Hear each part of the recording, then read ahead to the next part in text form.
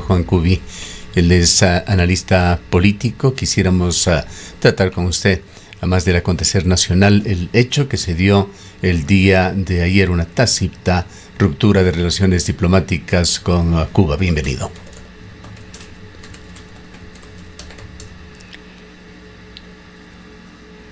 Buenos días, Gustavo. Gracias por el espacio. Buenos días. Estaba escuchando su intervención, su introducción a la entrevista. Hay cosas que ya se vuelven un poco inexplicables, ¿no?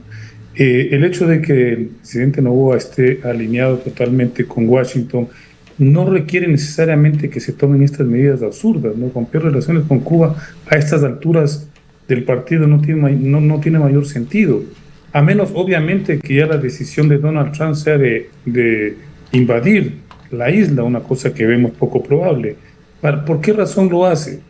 Me estaba recordando, no sé si usted se acuerda, cuando el ingeniero Febres Cordero, que era también un gobernante de derecha en la misma línea porque tiene más relaciones cercanas con la familia Noboa, visitó a Ronald Reagan en Washington, luego de lo cual rompió relaciones con Nicaragua. Pero en ese momento ya los Estados Unidos habían tomado la decisión de echarse abajo al régimen sandinista y a financiar a la contra, de generar una ofensiva de carácter militar en contra del gobierno legítimo de Nicaragua. Si únicamente así se explicaría esta decisión del gobierno, que es no solamente absurdo, incomprensible, sino torpe en términos diplomáticos.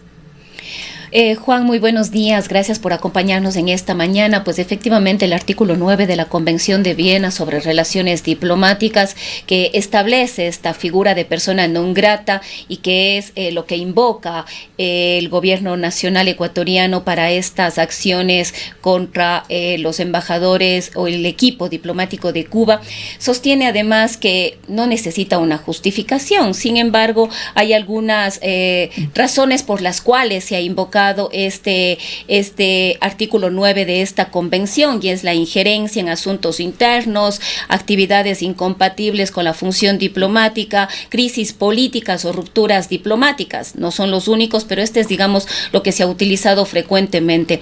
¿Cuáles serían las causas por las cuales, si bien el gobierno no ha explicado, se ha acogido a esta posibilidad de no hacerlo, de no dar explicaciones? Pero ¿cuáles podrían ser las causas? ¿Qué podríamos suponer de esta decisión del gobierno ecuatoriano? La única causa posible es que previo a la reunión que van a tener en Miami con el presidente Trump, esté haciendo buena letra el gobierno de Noboa, ¿no? Un poco para llegar con una especie de trofeo a esta reunión de la derecha que se va a dar en los Estados Unidos. No hay mayor explicación. Mire, Rosana, hay 3 eventos diplomáticos que hay que analizarlos. El que se dio con la Embajada de México, que es totalmente injustificable la invasión, la ocupación de la Embajada de México, pero al menos ahí existía una explicación que por lo menos a todos nos daba, digamos, pistas sobre la posibilidad de dar una explicación coherente. La Embajada de México pretendía asilar a un delincuente como Jorge Glass. Luego viene el tema con Colombia, otra decisión inexplicable. Estamos en una guerra comercial con un país hermano con el cual tenemos relaciones de todo tipo desde hace mucho tiempo, muy buenas relaciones. Tampoco se explica. El sector empresarial, el sector comercial está desconcertado, el sector del transporte. Y ahora viene esta decisión de Cuba, que también a primera vista luce inexplicable, luce incomprensible. Pero mi análisis sería que la única explicación más o menos coherente sería que Noboa está haciendo buena letra para poder llegar a esta reunión en Washington con cierta presencia, con cierta relevancia.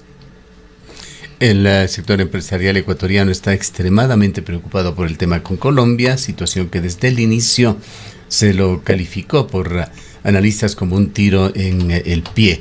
Clama porque el diálogo se abra con Colombia, mientras en la frontera, sobre todo, se viven situaciones catastróficas para transportistas, para personas que tienen relación. Hablan de una pérdida de unos 40,000 puestos de trabajo y se ha puesto en riesgo, esto lo destacan los empresarios ecuatorianos, un intercambio comercial que supera los 3,000 millones de dólares. Es un tema extremadamente significativo. Es peligroso, Gustavo. Estaba escuchando el día de ayer el tema de salud. Un porcentaje altísimo de medicamentos que se importan desde Colombia. A mí me consta por las actividades que yo desarrollo aquí en la ciudad de Cuenca, que usted conoce, muchos medicamentos que uno dispone en el mercado son fabricados en Colombia y tienen precios convenientes, ¿no? Son convenientes para la economía ecuatoriana, para los pacientes ecuatorianos. Y estaba viendo ayer que, obviamente, frente a la crisis que ya enfrentamos en el sector salud por el desabastecimiento de medicamentos, hay que sumarle esta dificultad. Entonces, no se entiende, Gustavo. Hay decisiones que parecieran tomarse al capricho de las orientaciones, de las percepciones temporales que puede tener el presidente de la República, pero eso no justifican esas decisiones. Y me parece que va en línea con lo que está haciendo Donald Trump a nivel global. Es decir, una actitud totalmente visceral, absolutamente espontánea, sin mayores reflexiones y análisis de por qué se toman estas decisiones. Y este momento tiene al mundo en ascuas, ¿no? Fíjese que ya en los propios Estados Unidos están cuestionando la constitucionalidad de la invasión a Irak, del ataque a Irak. Entonces, no nos explicamos mayormente cómo estos nuevos líderes están actuando, no sé, en función de qué intereses, en función de qué objetivos. Habría que suponer, pensando mal, para acertar, habría que suponer que existe una especie como de sobreposición de las decisiones políticas y diplomáticas y de los intereses particulares empresariales. Ahí podríamos a lo mejor encontrar una respuesta. El día de ayer, la vicepresidenta de la República, quien, dicho sea de paso, está encargada justamente del área de salud, estuvo en otro acto representando a Daniel Noboa, relacionado más bien con la minería. Lideró el día denominado Ecuador Day, el Día de Ecuador en Toronto, Canadá, una jornada que se la anunció como clave para posicionar a Ecuador como un destino de inversión minera, y esto se ha dado en forma paralela a la publicación en el registro oficial de la Ley Económica Urgente que reformó los trámites para la minería y la electricidad. ¿Hacia dónde está caminando Ecuador en este tema? Bueno, yo creo que aquí las cosas están más claras, al menos tienen cierta coherencia desde la lógica empresarial extractivista, ¿no? No se olvide usted que desde el inicio del primer mandato del presidente Noboa, él ya tuvo estas visitas reiteradas a Canadá y esas reuniones con el lobby minero allá en ese país, que es en este momento el que está encabezando de alguna manera, junto con los chinos, el extractivismo, la explotación minera en el Ecuador. Es decir, lo que hay es la confirmación de una tendencia que ya venía dándose incluso desde antes del gobierno de Daniel Noboa, de sustentar supuestamente el desarrollo del país en la explotación indiscriminada de minerales, sin respetar ningún tipo de derecho ambiental, social, laboral, etcétera. O sea, eso a mí no me llama la atención. Estamos en esa lógica, y ahí se explicaría por qué decidieron entre gallos de medianoche aprobar esta nueva ley minera, ¿no? Que obviamente es una ley que favorece este tipo de ofensiva extractivista, ¿no? Obviamente tendrá que toparse el gobierno, el presidente Noboa y la vicepresidenta, tendrá que toparse con la resistencia de los ecuatorianos, la resistencia de las comunidades, que no hay otra opción en este momento que resistir frente a esta ofensiva. Pero a mí personalmente no me llama la atención, no me sorprende estas declaraciones y estos actos. Lo que sí no entiendo o no está muy claro es lo otro que habíamos hablado, Gustavo. Estas decisiones diplomáticas, estas decisiones absolutamente conflictivas con países, en primer lugar, como costosas, le diría allí, porque son muy costosas para Ecuador, particularmente el tema de Colombia. Lo de Colombia y lo de Cuba también, pues de todas maneras, imagínense, luego de tantos años de aislamiento de Cuba, de una política trabiliaria de los Estados Unidos, se logra a más o menos a fines de los años 70, a comienzos de los 80, que todos los países entendieran lo que implica el respeto a la diversidad, tender puentes con todos los países de América Latina, en una lógica de hermandad, de relaciones amistosas, que se habían superado de esa vieja política de los años 60, ¿no? Del anticomunismo rabioso de los Estados Unidos, pero resulta que ahora prácticamente volvemos a lo mismo, estamos retrocediendo 40 o 50 años.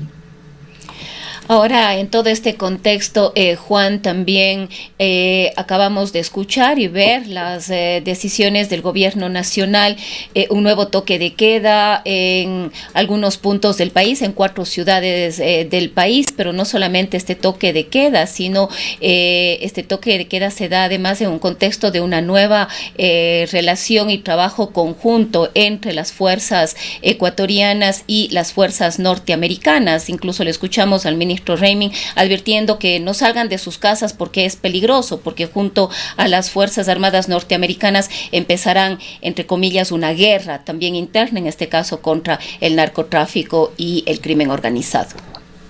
Lo primero que hay que señalar, Rosada, respecto a lo que usted señala, es que definitivamente estas opciones militares, policiales, de balas y de guerra contra el narcotráfico no tienen ningún tipo de eficacia ni de solución positiva. Mire lo que acaba de suceder en México, ¿no?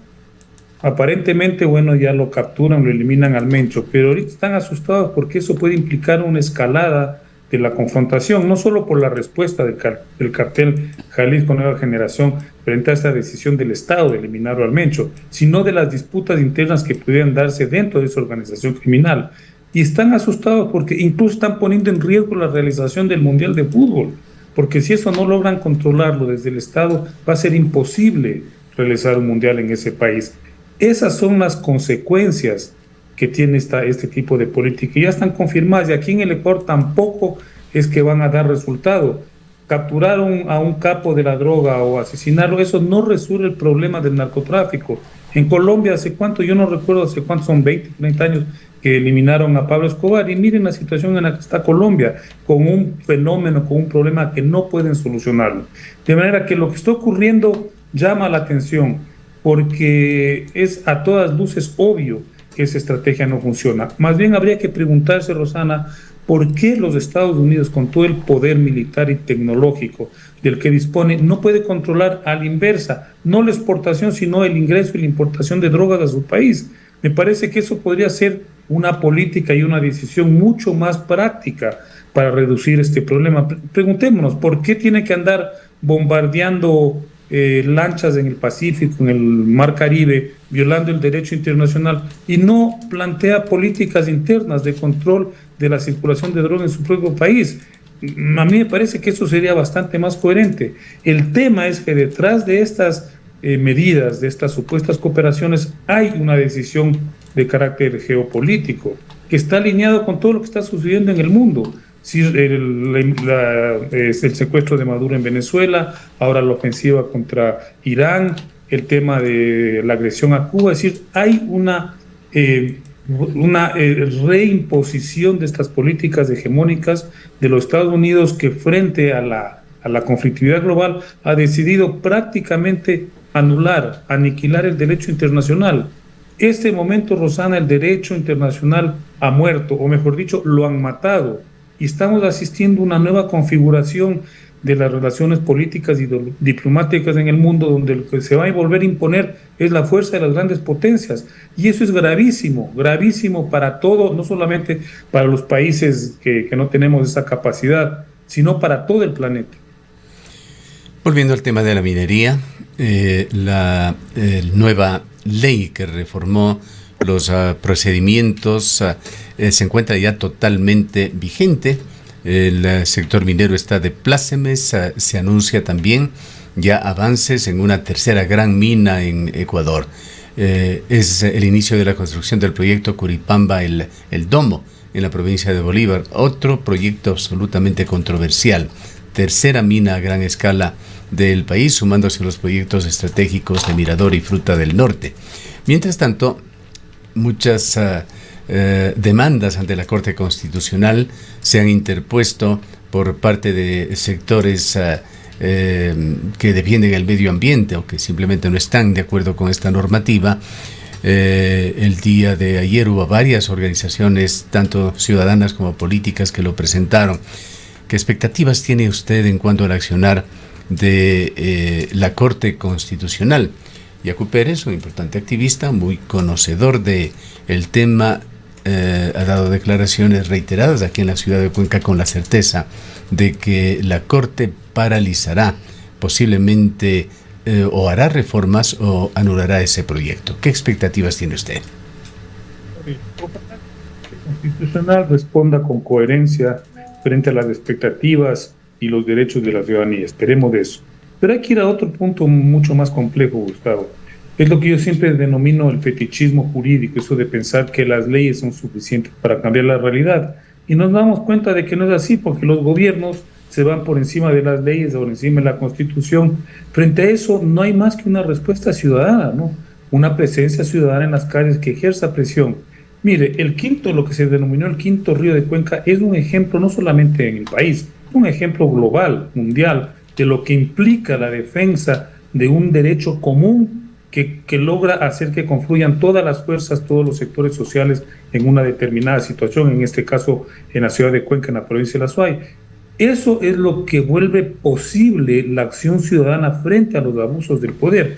Yo no veo otra posibilidad, porque a mí no me sorprendería que, a pesar de las decisiones constitucionales, el gobierno busque algún atajo para obviarlas, para soslayarlas. Ya lo hizo a propósito, y lo ha hecho a propósito de las consultas populares, a propósito de las decisiones judiciales que se han dado en casos concretos.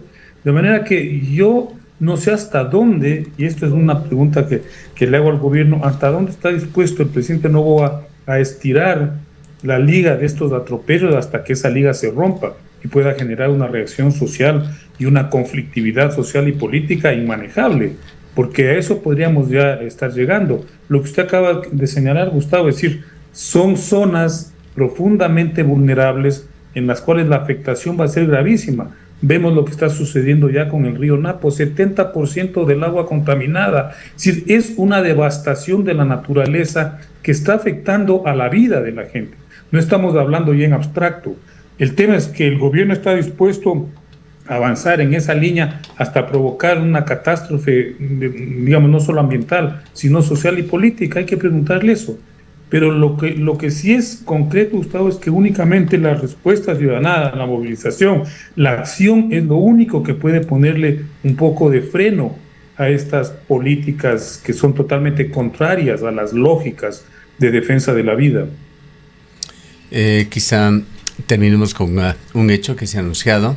La semana del 16 al 20 de marzo, la Asamblea vendrá a Cuenca. Las sesiones plenarias se realizarán en esta ciudad.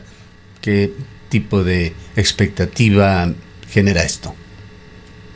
Podría ser un buen motivo para que la gente se movilice y le exija a la Asamblea que tenga mayor sintonía con la democracia, con los derechos de los pueblos, de las comunidades, con el derecho de la naturaleza. Es decir, podría ser una excelente oportunidad para que desde la ciudadanía se den movilizaciones. Yo creo que hay que recuperar el espíritu que derivó en lo del Quinto Río, ¿no? Esa movilización masiva pidiendo respeto por algo tan básico como es el agua para consumo humano, ¿no? Podría ser. Ahora, habría que preguntarse a qué se debe esta estrategia de andar llevando el gobierno a Guayaquil, la Asamblea a San Borondón, ahora traer la Cuenca. Puede ser también una medida populista para tratar de proyectar la idea de mayor descentralización, de mayor democracia, de mayor cercanía con el pueblo. Pero el tema, Gustavo, es que eso de qué nos sirve si esa cercanía termina en la aprobación de leyes que son contrariamente a las expectativas y derechos de la ciudadanía. Ese momento ya se vuelve incoherente este tipo de acción. Bien, le agradecemos mucho por la presencia suya en este noticiero. Gracias, como siempre, a ustedes, Gustavo y Rosana. Declaraciones del licenciado Juan Cubi, analista político. Son las 7:52 minutos.